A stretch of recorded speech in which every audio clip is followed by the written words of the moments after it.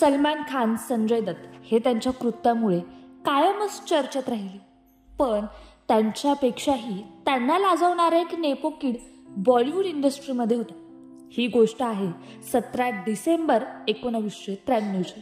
मुंबईच्या वांद्रे भागातील SV रोडवर रात्रीची शांतता आणि अचानक भरधाव वेगाने धावणारी एक गाडी.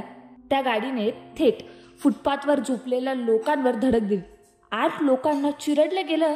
त्यापैकी 3 जागीच ठार झाले तर 4 जण गंभीर जखमी झाले. आणखीन एक जखमी दवाखान्यात जाताना मृत्युमुखी पडले. ही गाडी चालवत होता अभिनेता राजकुमार यांचा मुलगा पुरू राजकुमार. होय, तोच पुरू राजकुमार ज्याने नंतर बाल ब्रह्मचारी, मिशन काश्मीर, LOC, कारगिल सारख्या चित्रपटात काम केलं.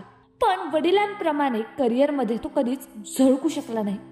त्या काळात पुरूला जेलमध्ये टाकण्यात आलं. पण काय झालं माहितीये? फक्त 950 रुपयाच्या बेलवर तो दुसऱ्या दिवशी बाहेर आला. पुढे 1 लाख रुपयात संपूर्ण प्रकरण दाबलं गेलं. मृत आणि जखमींच्या कुटुंबियांना 25,000 रुपये देऊन केस मिटवली गेली. अगदी ज्याचा पाय गेला त्यालाही फक्त 500 रुपये वर खर्चाला दिले गेले.